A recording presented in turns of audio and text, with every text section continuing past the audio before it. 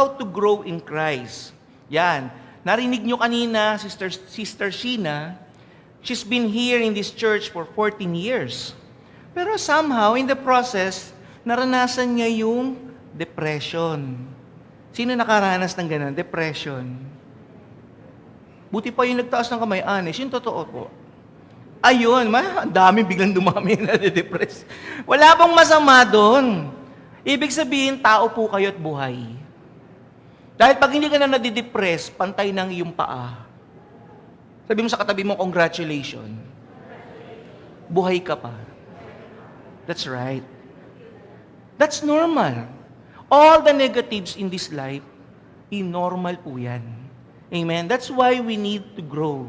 Hindi po kasi ang pag-grow po, yung puti na yung buhok natin. Hindi po lahat ng tumatanda ay lumalago. Merong tumatandang paurong. Oo, yun po yun. So, pag-usapan natin ba, paano ba tayo tatanda o lalago sa ating Panginoon? Nakakita na kayo ng puno? Sino nakakita na ng puno? Buti na lang nakakita na kayo. Pwede ba natin i-proceed yung next slide natin? Ayan. Meron ako example dito na puno. Ito ay favorite tree ko because favorite ko rin yung fruit. Kaso nga lang, because of my age, sabi ng asawa ko, Pa, itong bungang yan, yung prutas na yan, ay mataas sa sugar. So, kailangan natin alagaan si sugar. Diba? Huwag tumaas. Kung hindi, magpopormin-pormin na tayo niyan. Amen? So, ito po yung favorite ko na prutas talaga, which is mango. At maraming klaseng mango. Diba? So, ngayon, makikita nyo sa picture, ito yung young mango tree na nakapaso pa. So, parang tayo rin yan, bilang mga Kristiyano, tayo ay parang mga bubot, mga bata pa sa pananampalataya. Then, meron stage po yan. Ang next stage po niyan, yung susunod na picture. Yan. Meron tayong tinatawag na, because of the technology, meron tayong tinatawag na drop o dwarf mango tree. Mga maliliit. Hindi po ito speaking about maliit kang tao. This speaks about kung ano pa yung sitwasyon mo bilang Kristiyano, pwede ka pa rin magbunga. So in short, lahat ng mango tree, magbubunga. Sabi mo sa katabi mo, sure ball, magbubunga ka. Because it speaks about nature.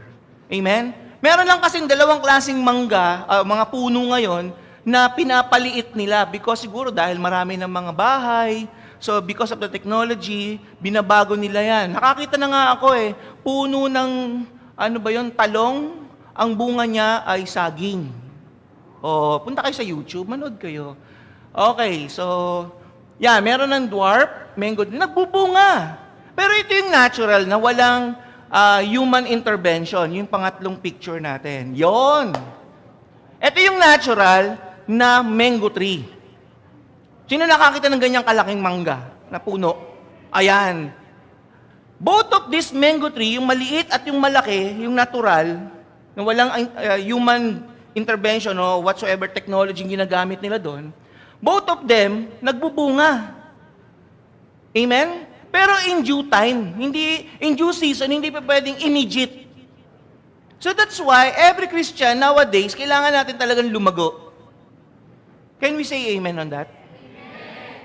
Because in these days, marami pong lumalago na ang bilis ng technology. Imagine mo, dati iPhone 8 lang meron ng wife ko ngayon. Yung pala, merong iPhone 16 na. Can you imagine that? In a span of ilang years lang yan, parang wala pang 10 years. Parang yearly may bagong model silang lumalabas, di ba? Kaya yung iba, nagpipiso na lang sila na magpagbenta ng cellphone because obsolete na yung phone. Binabargain na nila. So our verse for today is about John 15, verses 5 and 8. Sabi dito, I am the vine, you are the branches. He who abides in me, and I in him, bear much fruit, for without me you can do nothing. And in verse 8, magja-jump tayo, by this my Father will be glorified, that you bear fruit, so you will be my disciples. It is been said in the scripture, that sabi dito sa verse 8, my Father will be glorified that you bear much fruit. At madideclare tayo na tayo ay disciple ng Panginoon. So ang tanong, how big you are now? I'm not saying that's like my body, naka-XL, di ba? Oversize ang aking mga damit. So, I'm not saying about my physical being. I'm saying my spiritual being. Ano ba yung paglago ko sa Panginoon? Ano ba yung natututunan ko sa Lord? My emotion, my character. Because nakita niyo po ang isang testimony kanina ng isang kabataan, she's been here for 14 years at nag-start siya sa children church. Marami po dito nag-start sa children church at ngayon mga dalang ginding na at yung iba po may mga asawa at anak na. Just like me. Ako po yung nag-start sa Life in Christ way back in 1986, I think. 84, 85. I was only 12 years old then. Patakbo-takbo sa Manila Peninsula because doon yung isang gathering talaga ng church natin na nandoon tayo sa isang hotel. Kung sino po yung mga nakaabot noon, purihin ng Panginoon. Yan, kagaya ni Brother Danry, ni Pastor Danry. Yan yung mga kasama kong tumatakbo noon. Mas maliit pa sila sa akin because ang edad ko yata sa kanila ay I think 8 years old o 7 years ang difference ng age namin. Kaya imagine, takbo kami na takbo sa hotel. Ang mga gwardiya ng hotel, tingin lang ng tingin sa amin. Diba? So, pero dumadaan tayo sa proseso. Bakit inaalam ng Lord yung proseso? Sabi dito, you are the branch and I am the vine. Pag hindi ka dumaan sa proseso, hindi ka lalago. Pag hindi dumaan yung dwarf mango, lalago siya na napakalaki at ang ugat niya napakalalim, maaaring wala ng space. Diba? Kailangan niya ng isang malaking space. Ang ginawa ng technology, pinaliit siya, pero nagbubunga. Pero a lot of Christians nowadays, hindi nagbubunga nga. That's the reality. So the reality means, kailangan natin magkaroon ng bagong mindset. Kailangan natin magkaroon ng bagong pananaw sa salita ng Diyos. Because in these last days, sabi nga, malapit ng gunawin ng Panginoon ang mundo. According to the scriptures, malapit ang bumalik ang Panginoong Jesus. At hindi natin malaman kung anytime magpindutan na lang sila ng missiles dyan na hindi natin nalaman, nananahimik tayo dito sa church, mamaya niya meron na lang biglang pumutok. Because nandyan silang lahat sa paligid natin, na naglalaro sila ng kanilang mga aircraft carrier o ng kanilang mga technology dyan. So, bakit? Kailangan natin mag-prepare. I'm not saying kailangan natin mag-prepare for war, for these people. I'm saying we must be prepared para sa susunod nating buhay. Kaya sabi ko nga, Lord, anong gagawin natin dito? It's time for us, LIC people, to grow up. Can you say to your partners and your seatmates, grow up na tayo? Amen? Mag-grow up tayo. In the natural, lahat po lumalaki. May pangilan-ngilan lang ako, hindi ko na alam kung bakit di na sila lumaki. Di ba, no? Hindi na talaga, no? Ganyan na lang talaga yung height. Pero naturally, lumalaki. Amen? Sino nakukyutan sa puno na bonsai? Nakakita na kayo ng bonsai? Alam niyo po ba ang bonsai? I thought before, ang bonsai ay hindi po nagbubunga. Kinorek ako ng Lord, sabi ko, Lord, parang hindi naman nagbubunga ang bonsai. Nilid ako ng Holy Spirit, punta ka kay Google, tingnan mo yung bonsai. Yung pala may mga bungang bonsai. Because when pumupunta ako sa SM, meron silang minsan parang showroom or showcase or whatsoever ang tawag nila doon. Nakikita ko yung mga display nila ng mga bonsai, wala namang bunga eh. Magaganda, ang ganda ng pagkakagawa sa kanila. Nakikita ko yung mga dahon, pero walang bunga. So kinorek ako ng Lord, may bunga ang bonsai. Kaya sabi ko nga, ganun po ba Panginoon? Ibig sabihin ng mga Kristiyano, kahit maliliit pa ang pananampalataya, magbubunga yan. Amen. Pero huwag kayo manatiling bonsai. Amen. Kailangan natin lumago. Sabi mo sa katabi mo, lumago tayo. Paano ba tayo lalago? Paano tayo lalago? Sabi ng 1 Peter 2, verse 1 to 3, sabi diyan, in English, get rid of all evil behavior. You have to decide to get rid evil behavior. Be done with it all deceit, hypocrisy, jealousy, and all kind of speech or unkind speech. Like newborn babies, you must crave pure spiritual milk so that you will grow into a full experience of salvation. Cry out to this nourishment now that you have taste of the Lord's kindness. Hinanap ko rin yung Tagalog para mas masaya tayo. Sabi dito ng Tagalog, talikuran na ninyo ang lahat ng kasamaan at ang lahat ng pandaraya. Pagkukunwari, pagiging plastic, karton. Wala po yan dito. Dinagdag ko lang po yan. Pagkainggit, tigil-tigilan na raw po natin yung pagkainggit. Paninirang puri, chismoso. Yun, paninirang puri. Gaya ng sanggol, sabi ng verse 2, kayo'y manabik, grabing Tagalog, manabik sa dalisay na gatas na spiritual upang lumago kayo tungo sa kaligtasan. Sapagkat naranasan na ninyo ang kabutihan ng Diyos. Sino nakaranas sa kabutihan ng Diyos? Tapikin mo yung kapatabi mo. Ako yun. Amen. Diba? Tayo yun eh. Pag hindi mo pa naranasan, I'm sorry kapatid, kailangan mo maranasan yan. Pag hindi mo naranasan yung goodness ni Lord, ang sarap. Mas masarap pa yung sa lechon. Diba? Mas masarap pa yun sa taba ng sinigang. Sobra pag si Lord ang nag-bless. Amen? Because of His goodness. Ganon si Lord. Hallelujah. Pero ang kailangan natin dito, ang sabi din, talikuran. Huwag nang gumawa. Ano po ito? Desisyon. Because kahit anong preach tayo, anumang sabi natin patungkol sa salita ng Diyos, pero hindi tayo nagde-decide, mga kasama, walang mangyayari. Kahit anong tulak ng mga magulang o anak, pumasok ka na ng grade 1. Ayoko po mami kasi magli-ML pa ako Di ba, mga bata ngayon, puro mga cellphone. Kahit anong tulak, kahit in-enroll mo pa yan sa isang maganda at universidad, na napakamahal ang tuition fee, pero kung ayaw nung bata mag-aral, wala kang magagawa.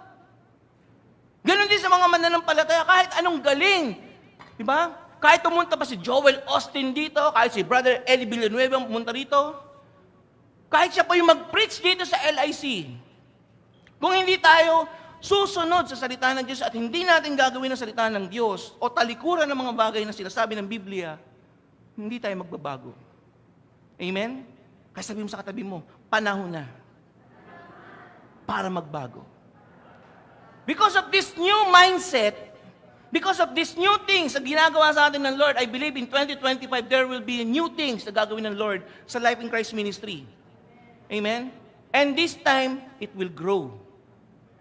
Amen? Sabi mo nga, naniniwala ka ba dyan? You will grow.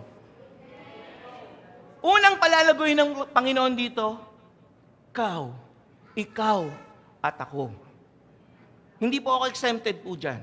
Lahat po tayo palalagoy ng Lord. Hindi tayo lalago, hindi tayo dadagdagan ng Panginoon ng mga bagong kaluluwa kung hindi tayo lalago. Walang mag-aalaga dun sa bago, kailangan may mag-aalaga sa bago. Kaya nga sabi dito, gumawa tayo ng action. Una, talikuran. Ang pangalawa dito, manabik. Ang ganda ng Tagalog dito, manabik. Yung talagang tipong, you like it. Diba? Yung tipong hina-heart mo na siya. Nilalike mo na siya, hina-heart mo pa siya, nire-repost mo pa siya, sinishare mo pa siya, because you are intimate doon, passionate doon, manabik. Amen? Sinong nananabik?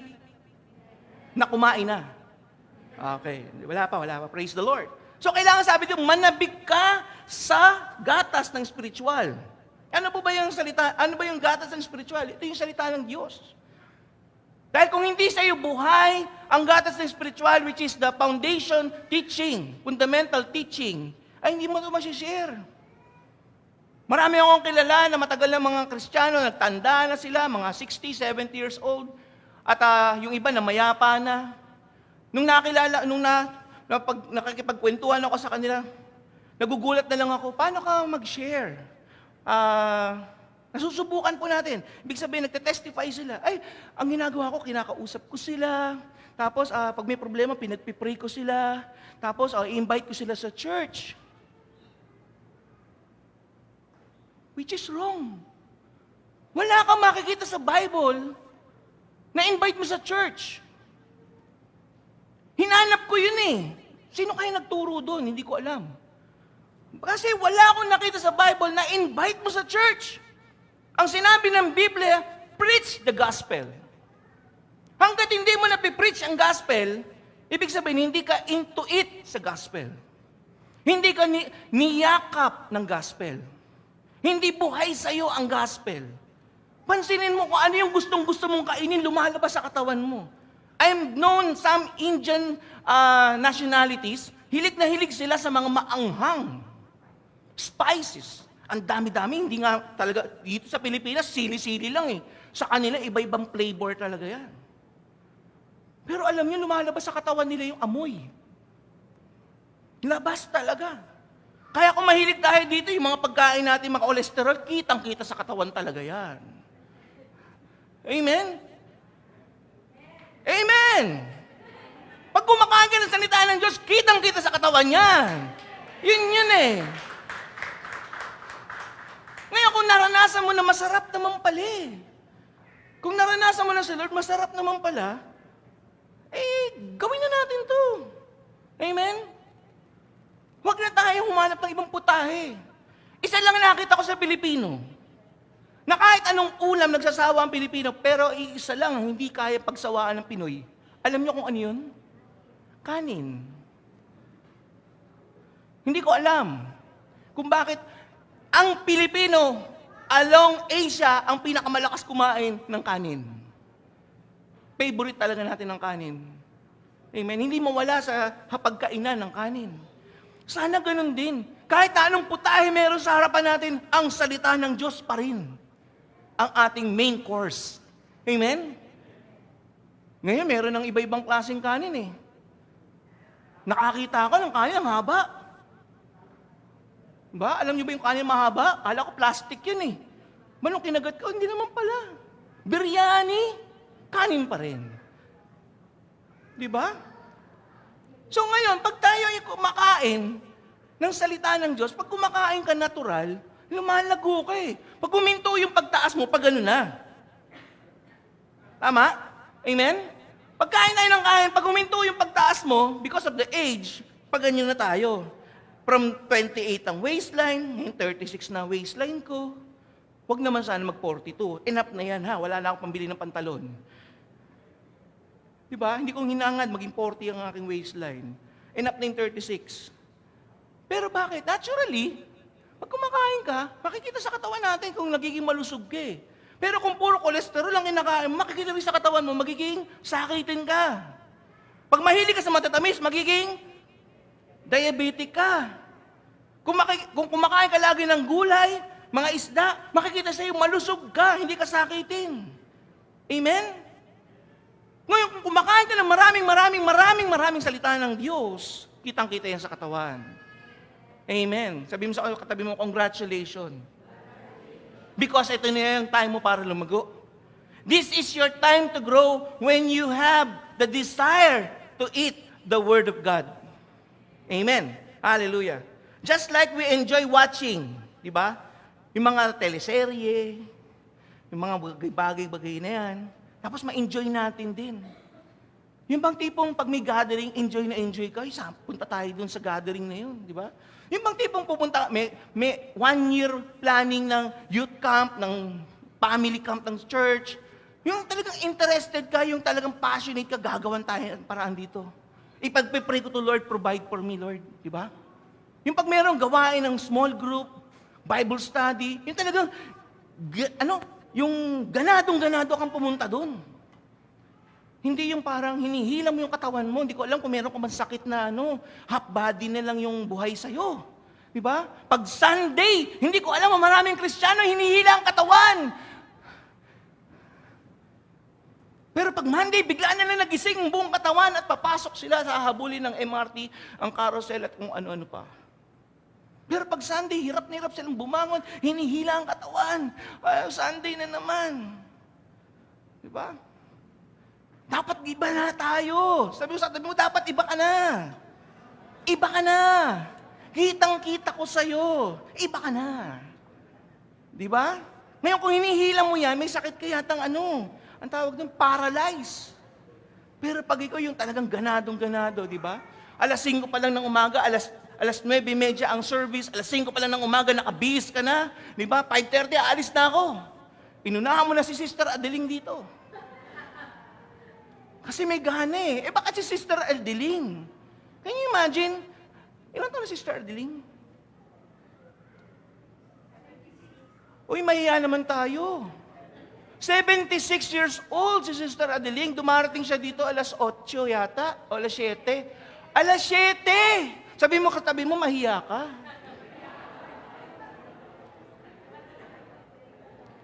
Kung sino pa yung may edad, yung pa yung napakaaga dito. Amen? Because ano meron tong may edad na kapatid natin sa pananampalataya? Ganado siya. Ganado siya. Mahal niya si Lord. Alam niyo po, ang Panginoon, ayaw niya mag-babysit sa atin forever. Mahal niya tayo, pero ayaw. Walang magulang na nagpalaki ng bonjing. Alam niyo yung bonjing? Do you know bonjing? Ha? Hindi niyo alam ang bonjing? Si bonjing, way back years ago, si Jimmy Santos, he played the role of bonjing. Isa siyang malaking mama, pero nakasuot na pang-baby. At ang isip niya, kilos niya, baby. Ang daming ganyang Christian eh. Buti na lang sa church na to, wala. Sabihin mo nga, walang bonjing dito, Lord. Baka sa kabilang church yun. Because God doesn't want bonjing. Walang magulang na magsasakripisyo talaga forever and forever dun sa kanyang anak na naging bonjing. Sakit sa ulo yan. Ganon din sa Lord. Mahal na mahal tayo ni Lord, pero ayaw niya mag-alaga ng bonjing. Gusto niya lumalago, kagaya ng puno nakita natin dito. In the natural, may mag-alaga man yan o wala, lalaki yan at lalaki yan, magbubunga yan, magbubunga. Amen? Ganon ang natural, ganon ang creation ni Lord. Ang mga hayop, hindi mo naman tinuruan ng biology, nagmumultiply sila eh. Because that is natural. Ang mga tao, anong pigil mo sa mga kabataan? Nagpupumiglas, masunod lamang ang kanilang damdamin. Diba, no? Lahat ng pangaral ng mga magulang, even ng mga pastor, masunod ka lamang dahil mahal na mahal kita. Ipagpapalit ko lahat. Nagdrama na si pastor. Di ba? Pero, grabe. In the natural, ganun talaga tayo. We can do that eh. Pero bakit parang pag si Lord na, pag-usaping Panginoon, hindi tayo makakilos ng natural. Parang lahat tayo disusi. Anong gagawin natin? Pupunta rito. Di ba? Hindi, dapat natural tayo. Natural tayong lalago kung magsasaliksik tayo sa Panginoon. Natural tayong aawit. Di ba? Hindi mo kailangan ng orkestra para umawit sa Panginoon. You can sing psalms, hymns, and spiritual songs. Even without the instruments. Because the Lord, alam niyo po ba ang meron tong instrument? Ito usaping ano to? Electronic engineering. Ang lahat ng yan ay merong iisa, frequency. They have different kind of frequencies ang lahat ng instrumento. Even your tone, your voice has a frequency. So walang problema kay Lord, kaya tumugtog ka o hindi ng instrumento, because you have the frequency na nagko-connect kay Lord. That's why every living things, umaawit yan kay Lord. Kaya sabi ng Panginoon, kung hindi ka aawit sa akin, hindi mo ako pupurihin, uutusan ko ang bato para umawit sa akin. Ay mabuti pa yung bato, uutusan. Tayo, inuutusan na ayaw pa rin natin. Amen? So hindi siya nakatingin sa tono ng boses mo kung sintonado ka. Key of C, key of D. Diba? Kung ano pa ang tono mo, because God hears the tone of your voice. Alam niyo po ba ginagamit niya ng security? Yung boses mo? Hindi lang yung thumb mark mo, hindi lang yung retina ng mata mo, even your voice ay ginagamit ngayon for security purposes. Kaya pag mayroong namaos ka, ay hindi ka na ma-recognize nung yung lock na yun, yung security na yun. Pero si Lord, kilalang kilala ka. Di ba? Kung anong frequency meron ka, 200 megahertz, ba? O walang hertz. Because God knows you. Walang makakatulad sa frequency mo, just like yung retina ng mata mo, just like yung thumb mark mo. God knows the frequency of your voice. Amen? When you speak to God, alam na niya, ay si ano to? Ito yung anak ko na napakabait. Di ba? Amen? Because He knows you. Alam niyo po ba the best way para magkaroon tayo ng pagbabago sa ating buhay? The only thing in this world na para tayo magkaroon ng pagbabago, yung pinakamataas sa parte ng katawan natin. Alam niyo kung ano yun? Mind. Pinakamataas sa parte ng katawan natin ay yung utak natin. Kaya nga sabi ng Romans 12:1-2, mga kapatid, sabi mo nga sa katabi mo, mga kapatid. Pwede ba natin basahin to? Romans 12:2, wala pala akong ano dyan. Sabi dyan, alang-alang sa masaganang habag ng Diyos sa atin, nakikiusap po ako sa inyong lahat, na ialay na ninyo ang inyong sarili. Isang buhay na handog sa Diyos. Kailangan ibigay mo. English gusto ko Tagalog. Sabi ng Panginoon, ni Pablo dito, nakikiusap ako, please, na ialay na ninyo, ibigay na ninyo ang inyong sarili kay Lord na bilang isang buhay na handog. At ang sabi ng verse 2, huwag na kayong makiayon sa takbo ng mundong ito. Huwag na! Parang awa mo na. Di ba? Pag-uso ang ganitong kulay ng buhok, ganitong kulay din ang gagawin ko. Nakikiuso. Pag-uso ang, ano ba mga uso ngayon? Uso ang mga bagong gadget, makikiuso rin yan. Di ba?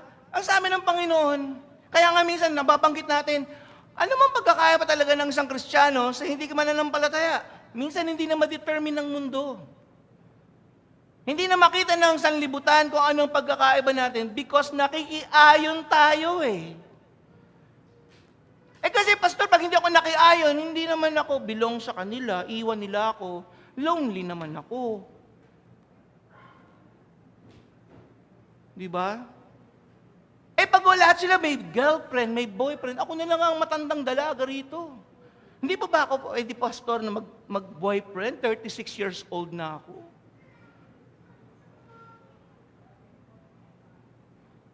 Kailangan nape-pressure ka, kapatid. Wag mong hintayin na dumating ka sa punto na kumikilos ka na lang because ito yung nasa paligid mo.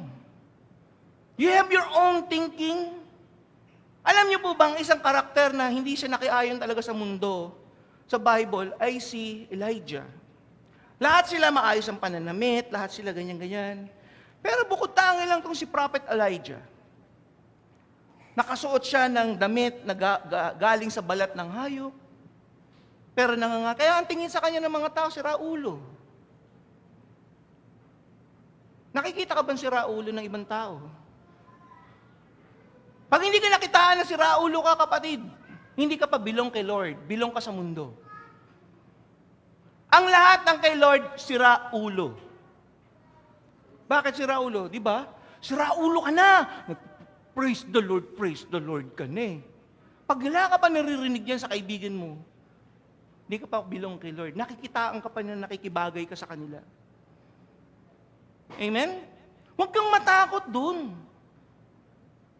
Ang kakampi mo ang Diyos. Ano naman sabi nga, mawalan ka man ng kaibigan sa mundong to, pero kakampi mo naman si Lord. Kaya kakampi mo ang buong mundo, pero wala naman din si Lord. Anong ganansya mo? Makuha mo man ang buong mundo, pero ang isang kaluluwa mo ay mapahamak. Amen? So kailangan natin, sabi nga dito ni Pablo, huwag na kayong makiayon, please, sa takbo ng mundong ito. Hayaan na ninyong baguhin ng Lord ang inyong pag-iisip.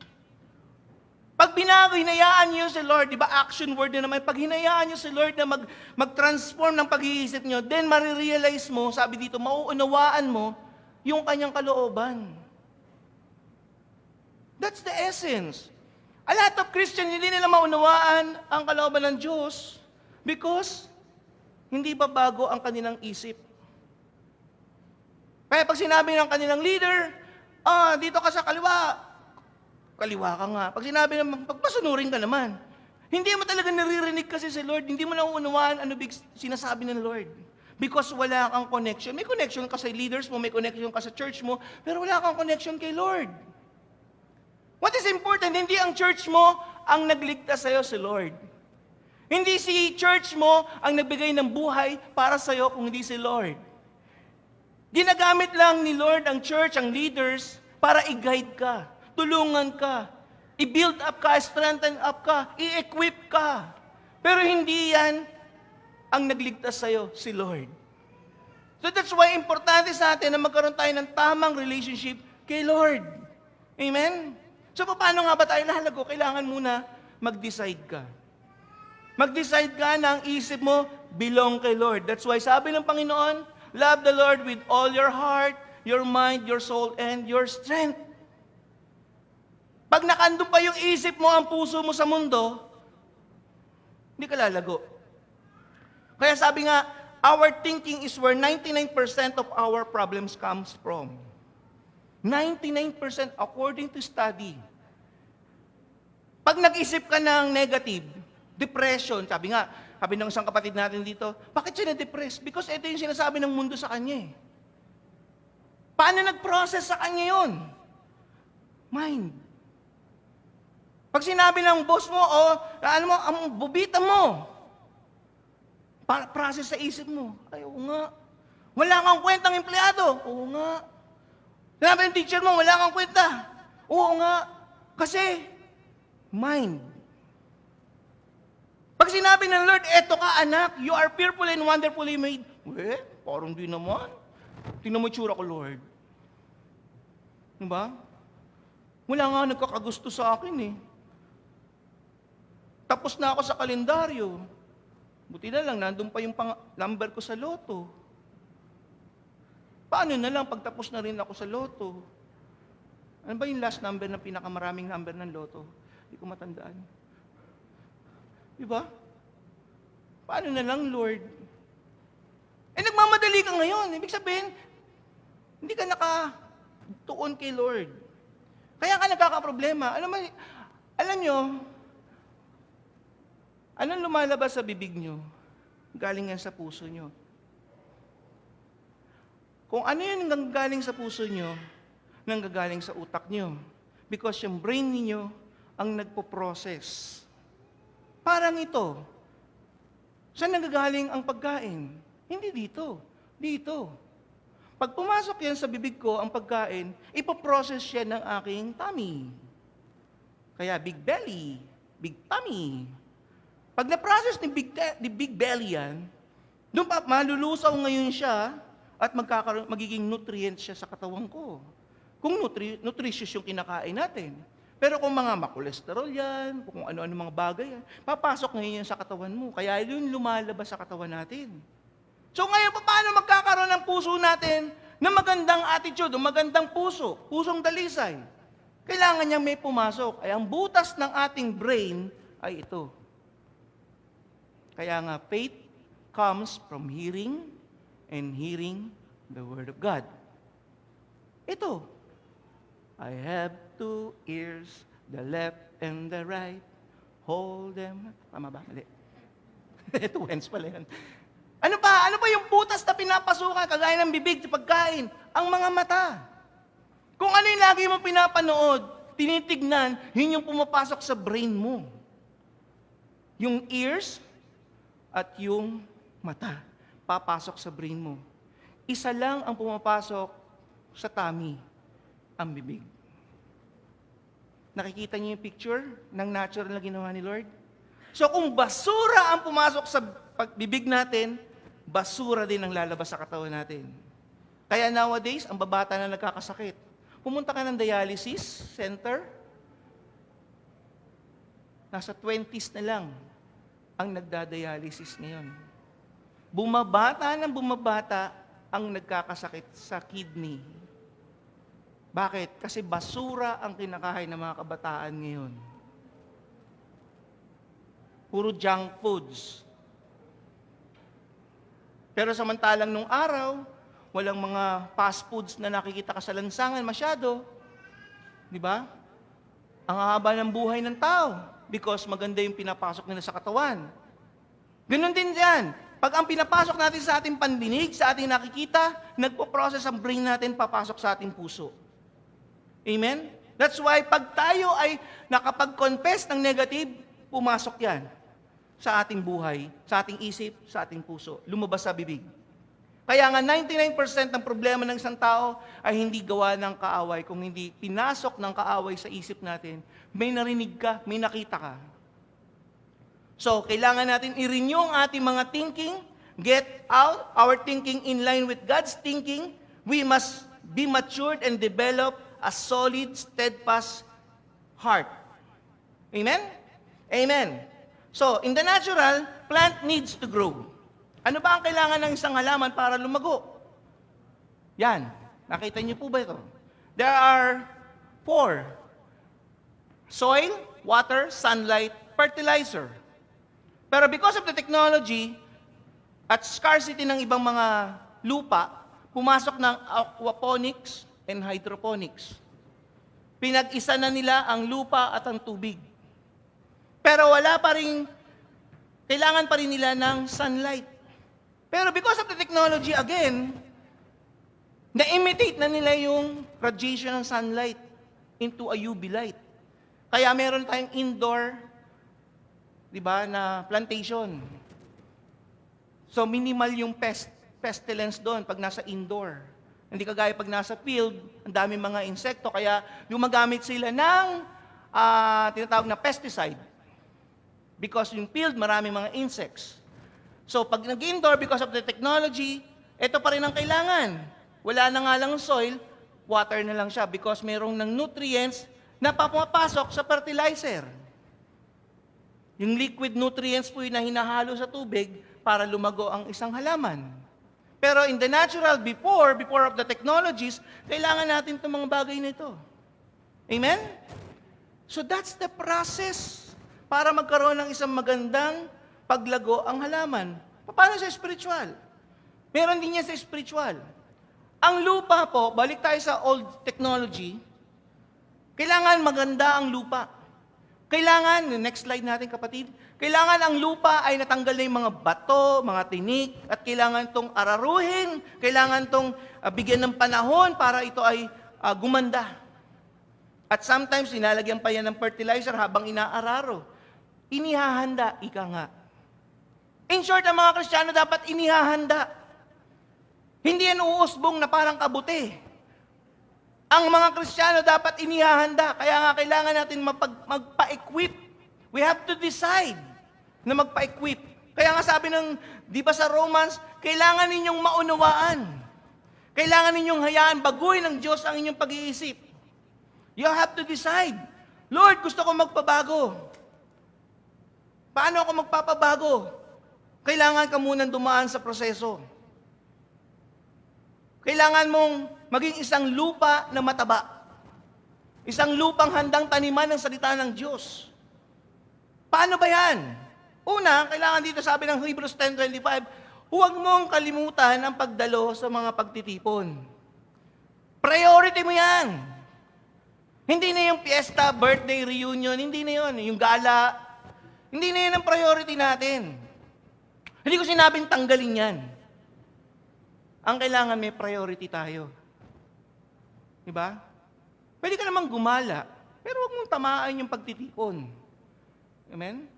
Pwede kang mag-conduct ng mga celebration, pero huwag yung may pagtitipon. Doon nasusukat kung gaano yung commitment mo. Kaya nga sabi doon, gaya na nakasanayan ng iba, huwag daw nating Kaligtaan ng pagdalo ng mga pagtitipon, gaya ng nakasanayan ng iba. Sa halip, palakasin natin ang loob ng isa't isa. Sa small group, sa church, nagpapalakasan, hindi nagtitisuran.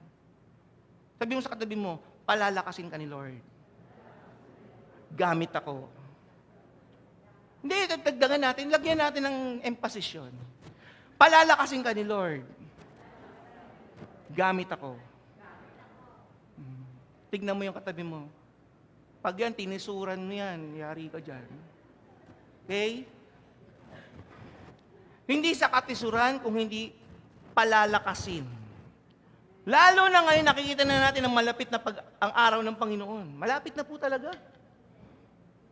Kaliwat kanan, ang tisuran. Kaliwat kanan, ang crab mentality ng mga tao ngayon. Ano pa ang kailangan bukod sa lupa? Banal na espiritu, yung tubig. Sabi ng John 14:26, "But the Helper, the Holy Spirit, whom the Father will send in my name, He will teach you all things and bring you to remembrance all things that I have said to you." Hindi mo kailangan mag-memorize. Diyan po ako mahina.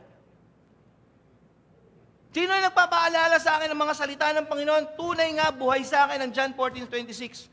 Ang banal na Espiritu ang magtuturo sa akin, ang banal na Espiritu ang bibigay sa akin ng pangunawa at ng memory, remembrance, ng lahat ng sinabi ng Panginoon sa kanyang verses. Ako po isa sa pinakamahina, kinokonfess ko to in front of the media, in front of the congregation, mahina ako patungkol po sa anong book at anong verse mo makikita yan. Dahil hindi ko matandaan talaga. Sa dinami-dami from Genesis to Revelation. Pero alam ko ang salita ng Panginoon. Because laging pinapaalala sa akin ng Banal na Espiritu yung nilalaman ng salita ng Diyos. But I'm not saying masama yung mag-memorize ka. The best yan, kapatid. The best yan. Pero wag kang mag-rely doon. Because nasa memory mo lang yan. Hayaan mo mag-process yun. Hayaan mong kumilos ang Banal na Espiritu sa'yo para pumasok sa puso mo. Ang sabi nga doon, darating ang panahon na ang salita ng Diyos ay mawawala. Pero kung ito'y naitanim sa puso natin, hindi ito mawawala. Amen? Laging ipapaalala sa iyo ng Banal na Espiritu yan. Kaya nga sabi ng John 7:38, "He who believes in me, as the Scripture had said, out of this heart will flow rivers of living waters." Lalabas at lalabas yan kung anong laman ng puso mo. Kaya kung anong pinapasok mo sa tenga mo at mata mo, lalabas yan. Lalo na panahon ng undas, ang daming horror films. Lalabas yan. Alam mo yun, bigla ka na lang gulatin, bigla ka na lang lumulundag at may kasama, diba? Amen? Lumalabas talaga, bakit naalala mo yung pinanood mo eh? Minsan binabangungot ka pa nga, nananaginip ko yung pinanood mo. Kasi lumalabas talaga yan.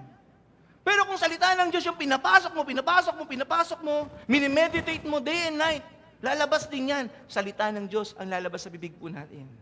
Amen? Galatians 5:22-23, sabi dito, "The fruit of the Spirit is love, joy, peace, long-suffering, kindness, goodness, faithfulness, gentleness, and self-control." Alam na po natin to. Pero nasaan ang joy pag may problema? Nasaan ang love pag nagagalit ang kapwa? Nasaan ang peace? Away dito, away doon. Asan ang long suffering? Pag meron tayong pinagdadaan ng sakuna o problema sa buhay. Asan ang kindness and goodness? Lahat parang nawawala. Pero alam natin, paulit-ulit yung sinasabi sa pulpito yan, paulit-ulit natin naririnig yan. Pero hindi nagiging buhay sa atin ang bunga ng Banal na Espiritu sapagkat hindi natin pinapamuhay ang Espiritu ng Diyos. Kailangan natin ipamuhay yan. Kaya nga sabi ng John 14:26, di ba? Papaalala sa atin. Madalas ako pag nagmamaneho, bigla akong nag-iinit ang ulo ko talaga. Lalo na pag muntik na akong sabitan talaga ng mga motor, ng 4-wheel drive, giinit ang ulo ko. Alam nyo, lagi na rin naririnig ko. Psst. Minsan wala akong kasama sa sasakyan. Psst. Salita ng Banal na Espiritu. Asan yung, goodness mo, asan yung long suffering mo dyan? Bigla ka na naginit ang ulo. Kaya pag nandiyan naman ang asawa ko, siya yung Holy Spirit ko. Amen? Because there are weaknesses in our body. That's why we need each other. We need the Holy Spirit. Hindi nga tayo iiwan ng orphan ng Panginoon kung hindi bibigyan niya sa atin ng banal na Espiritu. I-exercise po natin, mga kapatid. Huwag matigas ang ulo. Pag sinabi ng Lord, tama na. Asan na pagmamahal? Tigil na yan. Okay, stop.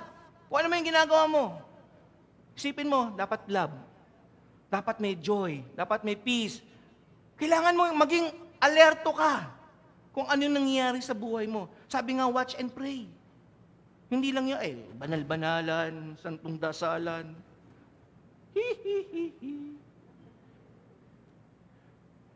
Amen? Dapat din talaga buhay sa atin kung ano yung nagiging sitwasyon. Immediately, ang banal na Espiritu magsasalita, mayroon kang mali, ito dapat ginagawa.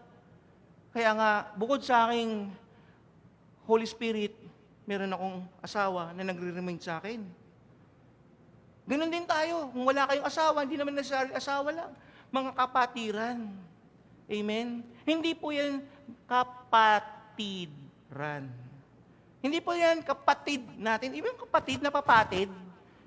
Yan po yung nagtutulong sa atin para lumago. Amen? Madalas kasi nagiging kapatiran natin eh. Kaya nagkakawalaan tayo. Hindi, dapat nakakita natin, pag ni-rebuke ka na may pagmamahal, tinutulungan ako nito. Mabuti pa nga rin yung kaibigan mo nagsasabi sa inyo ng totoo kaya kasi yung nagkukunwari. Amen? Ano pa ba kailangan natin? Sunlight. Ano ba itong sunlight na to? Ang sabi ng banal na salita ng Panginoon, ang Panginoong Jesus mismo sa Malakay 4:2. But to you who fear my name, sino to? Si God, the Son of Righteousness shall arise with healing in His wing. Ang Panginoon pa rin, bumabalik tayo lagi sa Trinity. God the Father, God the Holy Spirit, and God the Son. Diba? Wala na tayong tatakbuhan because siya na lahat eh. Water, Holy Spirit. Sunlight, si Jesus Christ. Ang Word, si Jesus Christ din because He is the living Word of God. Diba? Yung seed. Ano ba? Ano ba? Letter D, fertilizer. Ano ba itong fertilizer? Ito ang madalas wala sa mga mananampalataya. Alam niyo po ba, pag ang fertilizer ay wala sa malakihang pananiman, nag-aagawan sila ng nutrients sa lupa. At pag yung fertilizer na yun, hindi naghasik din ang isang farmer ng fertilizer sa malaking isang hektarya, sabihin natin isang hektarya ng lupain, na kung ano man nakatanim niya dyan, kailangan niya maghasik ng fertilizer. Bakit? Kasi yung mga tabi-tabing mga halaman na yan, nag-aagawan sila ng sustansya ng lupa. At pag nag-agawan sila, maaaring lumaki nga sila pero payatot. Manipis. Magbunga man sila, pero manipis ang bunga. Hindi kagaya ng sagana sila sa nutrients. Sagana sila sa pag-aalaga ng farmer. Makikita mo nagtatabaan sapagkat nandoon yung pag-aalaga. Ang mga mananampalataya ganyan din. Kung ang isang buong simbahan ay hindi nananalangin, payatot tayo. Manipis tayo. Pag ang buong simbahan ay hindi nagdi-devotion, walang success ang iglesia, ang buhay ng mga Kristiyano. Bakit? Nakasulat na eh. Sinabi na sa Biblia na meditate the Word of God day and night and you will be successful whatever you do. Amen? So yun yung isang fertilizer na kailangan natin. Sabi nga ng 1 Thessalonians, rejoice, always pray without ceasing. In everything give thanks for this is the will of God in Christ Jesus for you. Maaaring dumadating ka sa problema pero hindi ka nagpipray. Umiiyak ka na lang ng umiiyak. Napapasok ka ngayon ng anxiety, ng depression, ng failures, ng defeat. Pinapasukan ka ng mga ganyang bagay because hindi ka nagpe-pray. Hindi mo minimeditate yung Word of God.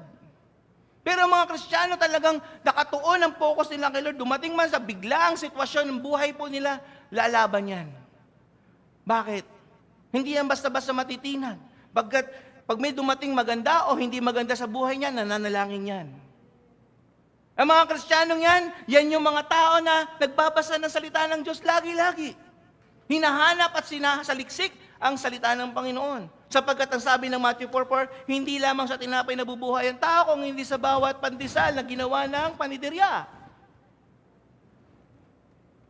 Wala nag-amen, wala talaga nakikinig sa inyo. Hindi lang sa tinapay, kung hindi sa salita po, ayan po. Amen? Amen? So kung hindi lang sa tinapay nabubuhay ang tao, bakit hindi tayo nagbabasa ng salita ng Diyos? So importante po na magbasa tayo. Importante na pagbulay-bulayan natin to. Sapagkat lahat tayo, gusto natin maging successful, pero tamad tayo mag-aral. Gusto natin malaking income. Gusto ko magkaroon ng 50,000, 60,000, 80,000 na sahod. Pero hindi ka pumasok ng eskwelahan, hindi ka graduate. Kasi nga, tamad ka. Ano mangyari sa atin? Panaginip na lang yan. Amen? Pero kung ikaw ay nagpagal ka sa iyong pag-aaral, nangarap ka kahit anong hirap ng buhay, nangarap ka, sige ka pa rin, aabutin ko yung pangarap na binigay sa akin ng Diyos. Makagraduate ka. Makapagtrabaho ka as fresh graduate. Maaring hindi pa agad-agad yung figure na 5 to 6 digits. Maaring wala pa yan. Pero nagpapagal ka pa rin. Sige Lord, gagawin ko pa rin to para sa'yo Lord. Sa tingin nyo, hindi kayo i-honor ni Lord? I-honor ka ni Lord. Dahil nakita niyo yung persistence mo, alam niyo po yung aso ko, yung aso namin na German Shepherd, na si Wyatt, sa lahat ng aso namin yun, very prayerful. The rest, nabubuhay sa biyaya. I have 3 German Shepherd. Si Wyatt, yung pinaka-prayerful. Yung isa, nabuhay sa grace. Yung isa, nabuhay sa inggit. Bakit? Yung isa kasi, pag nakita niyo yung kanyang tatay na si Wyatt, lalapit din niya na inggit. Ako rin.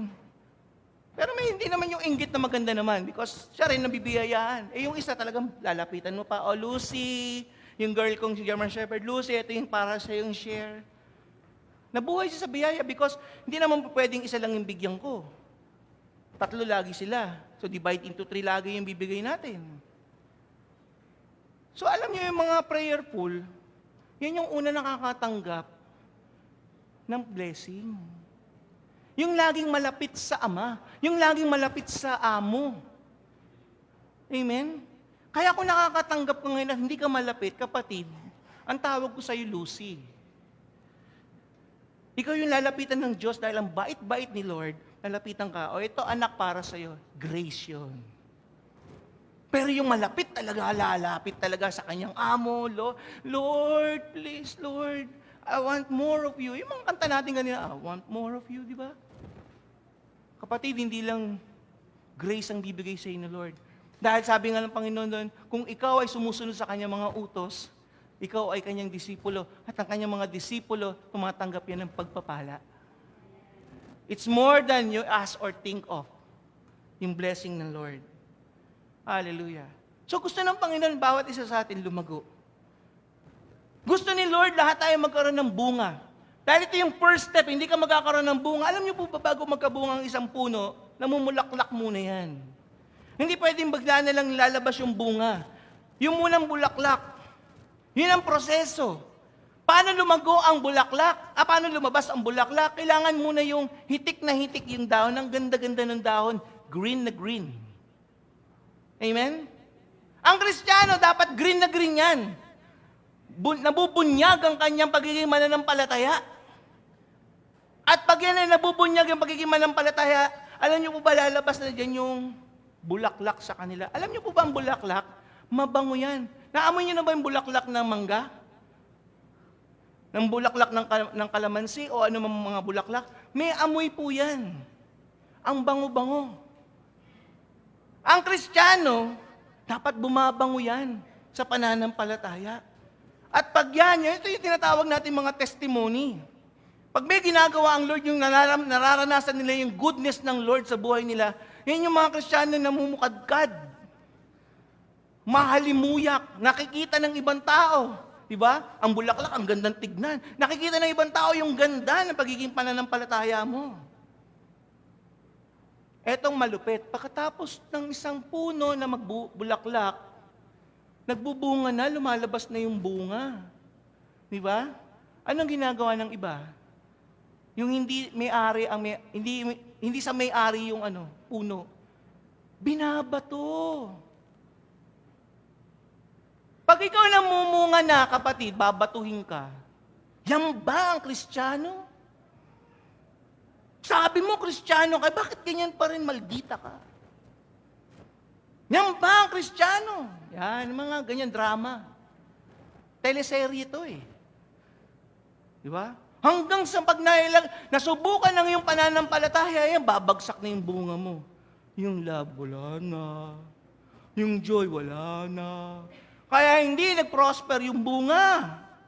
Kasi nasubukan, binato eh. Sino ba ito nang babato? Hindi yung may-ari. Ibang tao mambabato niyan. Dahil kung may-ari yan, susungkitin yan. May pagmamahal yan sa puno. Aakyat yung may-ari o yung inutusan ng may-ari para putulin, gupit-gupitin yung mga bungang ilalaglag. Kasi pag binato, imagine mo, binato mo yung puno. O di ba, nalaglag yung bunga. Maganda ba yung bunga pag bumagsak? Pumuputok. Pangit. Hindi kagaya ng sinungkit. Inakyat, sinungkit. Di ba ang ganda-ganda? Pag ganyan nangyari sa atin, kahit anong bato sa atin, hindi tayo matitinag sa pagkabit dun sa vine. Ganda mo, kapatid. Pero pag nalaglag ka, Galatians 5, laglag ang bunga mo. Puputok ka talaga. Kaya kahit anong bato sa'yo ng kaaway, ng ibang tao, be strong and be of good courage. Kapit ka, kapatid. Huwag kang bumitaw. Malaala, tukok ka, kapatid.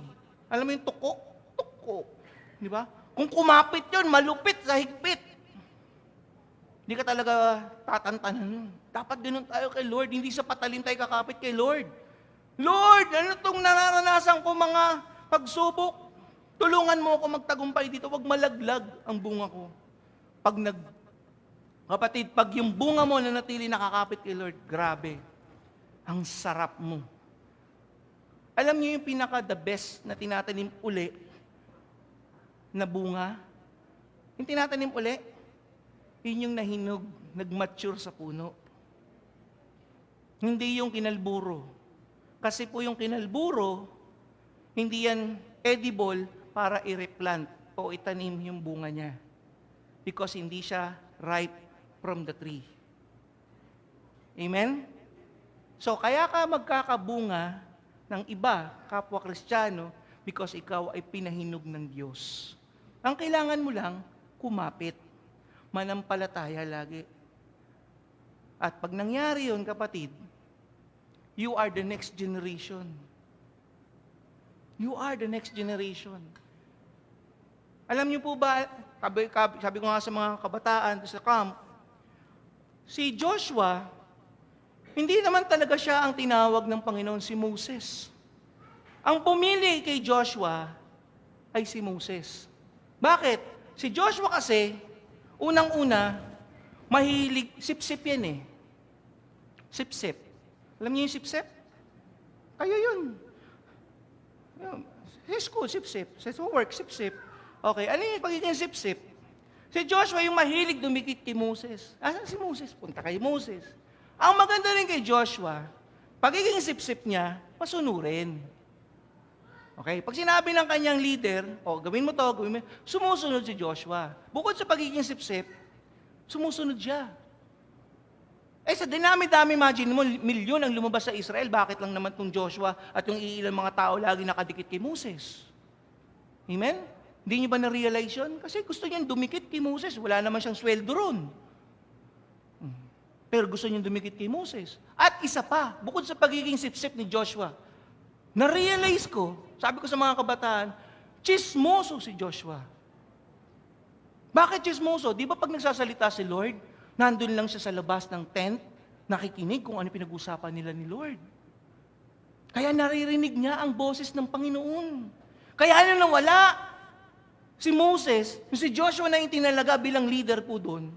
Ang maganda rito, marunong siyang makinig sa boses, sa tinig ng Panginoon. Because naranasan niya eh.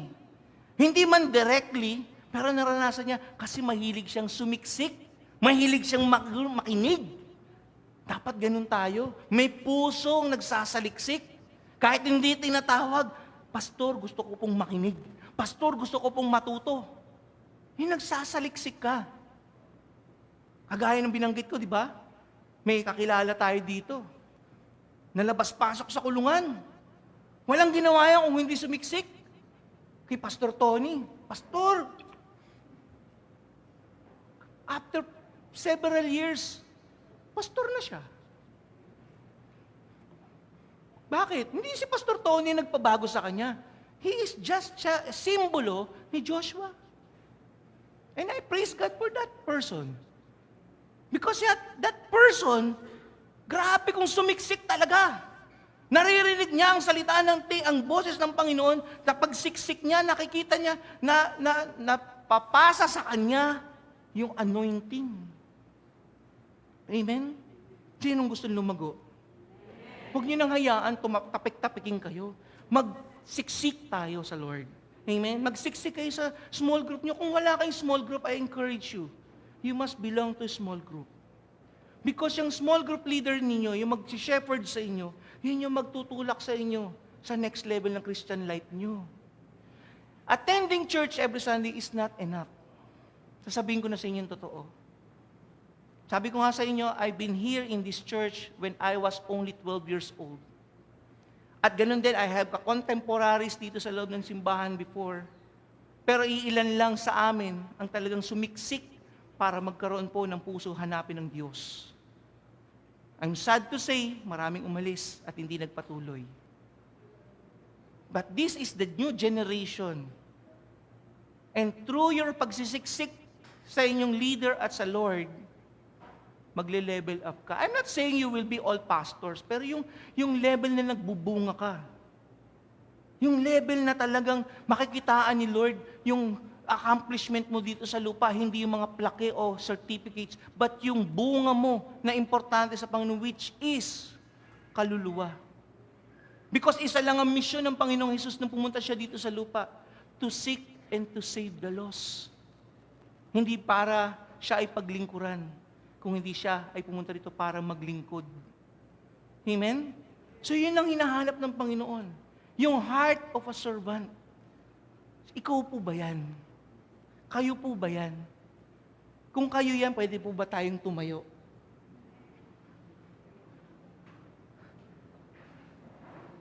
If you are ready and deciding right now this morning, Lord, gusto kong magpabago, gusto kong lumago. Ano man ang tagal mo dito sa church, hindi nakatingin si Lord dyan eh. Bago ka man, matagal ka na. Ang tinitignan ng Lord, what kind of tree are you? What kind of Christian are you right now? Nagbubunga ka ba? Ang dwarf mango, nagbubunga, pero konti lang. Pero ang full-grown mango, hitik na hitik sa bunga. So ano yung decision mo? Ano yung gusto mo? Maging dwarf ka lang ba? O isang full-grown mango tree? Pero all of this, ang pagkakaiba lang po ng dwarf at ng full-grown tree, ang dwarf mango, hindi binabato. Kasi kayang abutin. Pero yung full-grown tree, binabato yan. So if you are a full-grown tree, you will experience na babatuhin ka ng tao. Masasakit po yun. At pag nasaktan ka, bumigay ka, malalaglag ang bunga mo. So that's why maraming contemporaries ko ang hindi nagpatuloy. Because they give up. At nakikita ko sa bawat mukha na naririto sa silid na to, may plano si Lord sa'yo. Tapikin mo nga yung katabi mo. Ganda ng plano ni Lord sa'yo.